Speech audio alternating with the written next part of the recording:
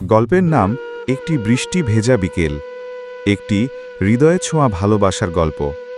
আপনাদের সাথে আছি আমি জেটি সেলিম।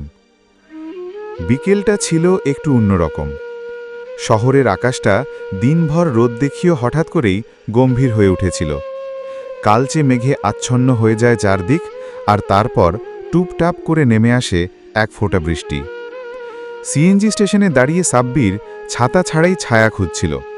ঠিক তখনই সে প্রথম দেখে তাকে, শাহানা সওদাগর।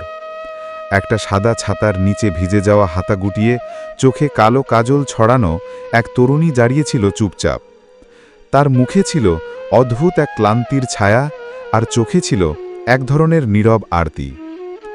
সাব্বিরের চাওয়াটা ছিল সাহান্য, একটু ছায়া, কিন্তু ভাগ্য যেন অন্য গল্প লিখে রেখেছিল। সিএনজি এসে দাঁড়াতেই দুজনেই উঠে পড়ে সেই একটাতে। প্রথমে কিছুটা বিব্রত হলেও দুজনেই চুপচাপ বসে পড়ে। সাব্বির ভিজে জামা ঝাড়তে ঝাড়তে বলেছিল, বৃষ্টি এমন সময় কেন যে আসে? শাহানা হেসে বলেছিল, সবসময় বৃষ্টি শুধু ভেজায় না, কিছু স্মৃতি গেঁথেও দেয়।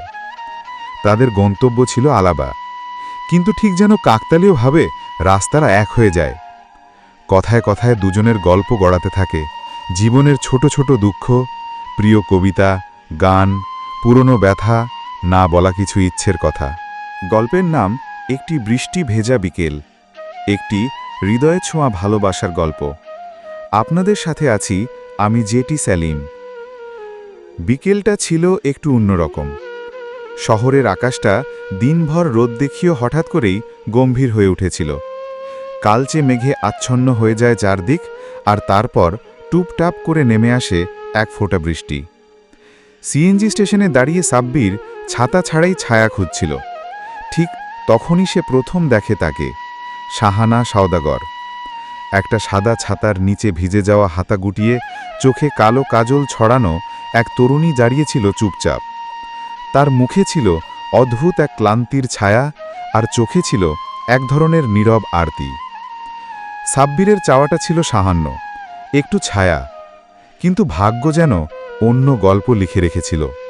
সিএনজি এসে দাঁড়াতেই দুজনেই উঠে পড়ে সেই একটাতে। প্রথমে কিছুটা বিব্রত হলেও দুজনেই চুপচাপ বসে পড়ে।